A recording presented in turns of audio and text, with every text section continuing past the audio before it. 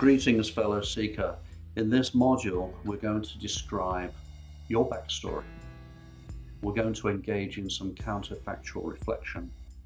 We're going to talk about growth mindset, and we're going to work out who your avatar is. I'm going to invite you to do a little bit of time travel. I'm going to invite you to slay some dragons, and I'm going to invite you to grow as a personal development practitioner. You know, your backstory, the challenges that you've faced, the adversities that you have overcome, the dragons that you have slayed, they are vital and very important snippets of information that you can bring to your own coaching persona. Because if you can locate those situations in your own past and you can work out how you overcame those situations and those challenges, it makes you a better coach or a better potential coach. Your backstory is one of the most important pieces of your own toolkit as you go forward and you seek to establish your own credentials, not only as a coach, but as an educator. So what I'd like to encourage you to do today is to consider your own backstory.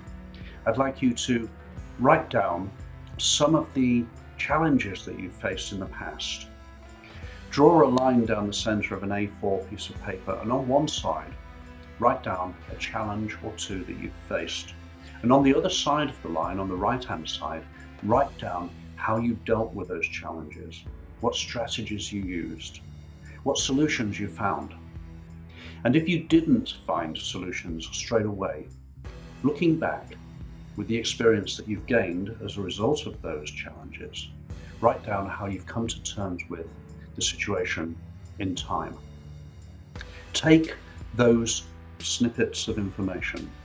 They are valuable evidence and they are valuable strategic components that you can apply to your own coaching. Whether you are coaching yourself in terms of your own personal development, whether you are simply reflecting on situations that you've overcome already, or whether you are taking the evidence that you've accumulated and then being able to apply it to other people, being able to take those strategies and suggest them to other people. So what you're doing is you're delving into an area of strategic thinking which will set you up very well as an edu coach kind of guy or gal. Have a think about challenges you've faced, and then we will go into the next stage of this process, which is the counterfactual reflection process. And I'll describe a little bit more how you can make sense of the challenges that you've overcome so that you can present them to your clients and present them to yourself as a fait accompli. You can present them to yourself as a success story, success backstory. So stick with me for a little while, and we'll delve in a little bit further with the next snippet that I wish to share with you. So, fellow seeker, the next phase of your own self-evaluation and how you can locate and establish your authority by drawing up your life story and your backstory is to engage in counterfactual reflection. Back in the 40s and even into the 60s, I believe that counterfactual reflection was first coined by David Lewis, who was a logician. And he went through the process of thinking about how we come to terms with the past, often in a regretful manner, i.e., if only I had done so and so, then such and such would have occurred. Well, by the time we got to the 90s and the early 2000s, Stanford University and Harvard University were now dedicating time to experimenting with counterfactual reflection. They questioned two controlled groups of students and business people and asked them about something critical that had happened in their past. The first group, they asked that group to simply describe what had happened. The second group, they asked them to consider what they were doing at the time, who they were hanging out with at the time, what their mindset was at the time, and how the events affected them at the time. 3 months later, they questioned the two separate control groups. People who had engaged in the counterfactual reflection by asking specific questions about themselves declared themselves to be more content with their outcomes. By engaging in a counterfactual reflection process and by locating who you were or who they were at that particular time, they were able to better process the triumphs, and they were able to better overcome the disasters.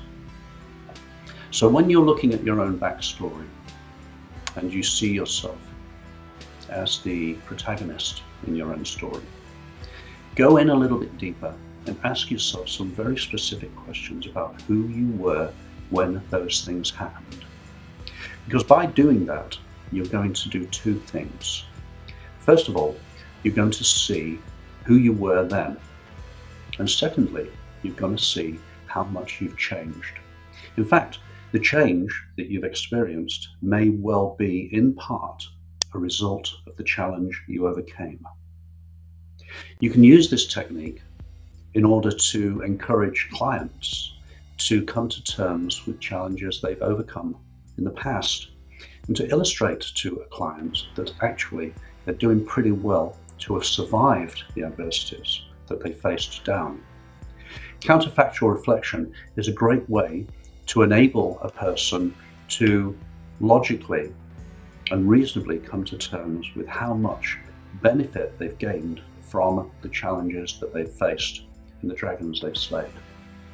So stay with me a little while as you develop your own backstory and therefore develop your own credentials and authority as an advisor or a coach or an educator. And even if it is only for your own personal development, and even if it is only because you want to make better sense of your own life, counterfactual reflection is a great way for you to nail your backstory and make better sense of the challenges that you've faced in your life. Stick with me for a little while longer. In the next part of this presentation, we will talk about how we can define our avatar and how we can establish a growth mindset for ourselves.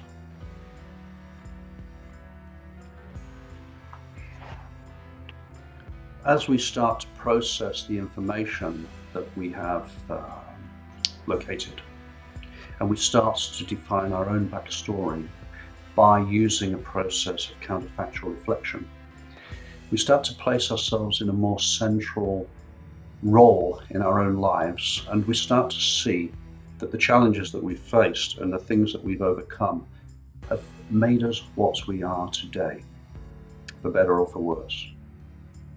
The truth of the matter is that we are the survivors of the challenges that we've overcome. That means that by being here, you must at some stage have learned something different. Because if you hadn't learned anything different, you would still be replicating the same things that you were doing back in the day when you made those mistakes or you had those particular crashes. There's a word for this. There's a word for not having a fixed mindset. It's called having a growth mindset. And the growth mindset was first promulgated by Carol Dweck in the early 2000s and 90s. She was fascinated by how some students, in fact children, were able to learn more effectively than others. And she came to the conclusion that the people who could learn more effectively were those who did not see failure. They did not recognize failure as a concept. What they recognized instead was learning and growth. Carol Dweck came to the conclusion that some people are stuck in a fixed mindset, and the fixed mindset is a great load to carry in one's life, a millstone around your neck if you like. A fixed mindset is one which does not encourage you to reflect. It doesn't encourage you to go back in time and to see the challenges that you've faced as adversities you overcame. A fixed mindset is more likely to look at challenges that you've faced and see them as evidence of your own victimhood. And of course, with victimhood comes a sense of entitlement. And of course, entitlement is a myth. No one is entitled. We are all a work in progress. We are all on a journey of life, and we are all subject to life's ups and downs. Those ups and downs are our learnings. And by recognizing that we can learn from our mistakes or learn from our challenges, we then become an advocate for a growth mindset. If you encounter a client or anybody who's stuck, by implication, they are fixed, and they're fixed in their mindset. And it may be that a person in some aspect of their life can become stuck and fixed. It doesn't mean that's the sum total of their whole experience. Sometimes as a coach, it is necessary to be able to locate where the person is stuck and do what you can to try and unstick them. And by sharing the idea of a growth mindset and sharing the idea that learning is the true meaning of life, perhaps you can assist a client to do that. And of course, even if you don't wish to work with a client or coach, and you just wish to promote your own personal development, knowledge of a growth mindset is a wonderful thing to have. Instead of saying, I can't do this, you say, I can't do this yet.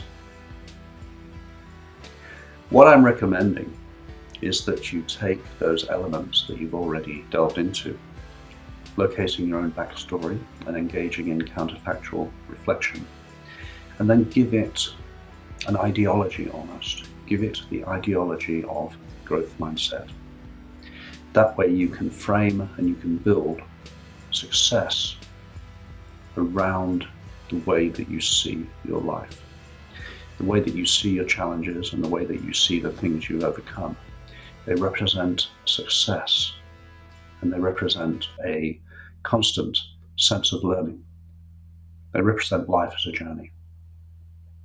Stick with me for a little while, because what we're going to do is we're going to do something a little more hard-headed in the next part of this. We're going to draw together these three strands of creating your backstory, counterfactual reflection, and a growth mindset. And then we're going to apply it into defining your avatar.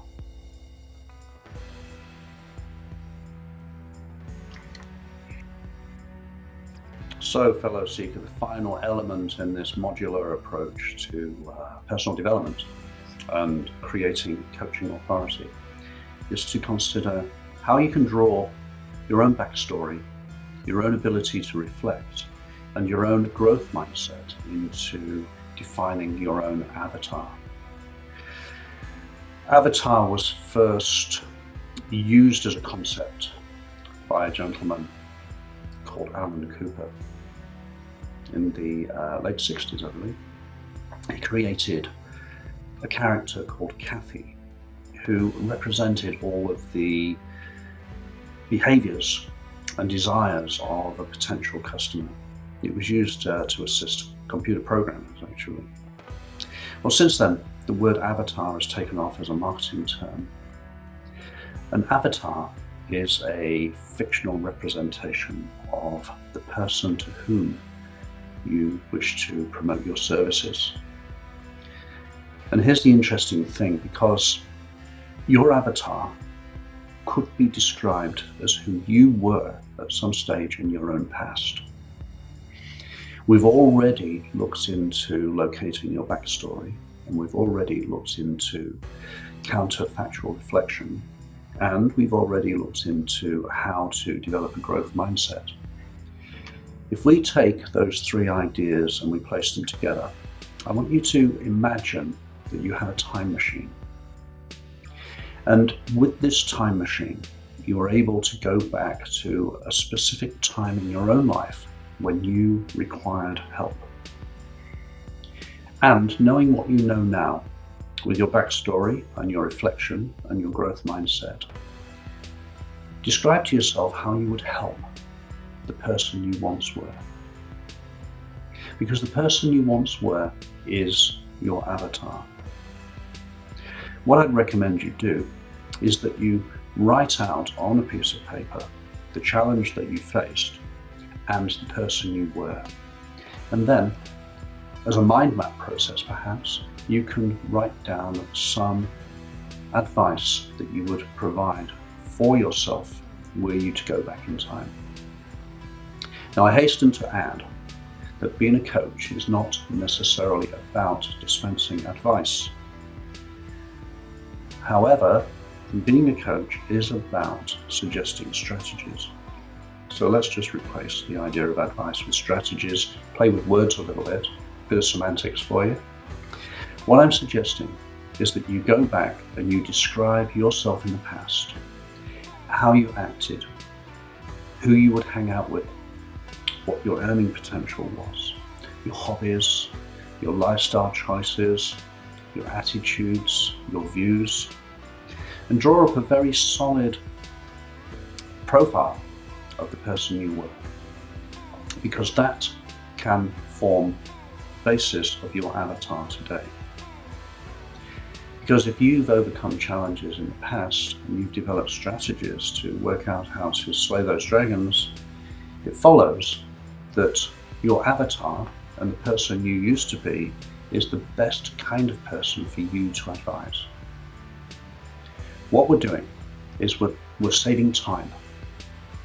We're allowing you to be able to describe a potential client or client group by outlining the characteristics of that client.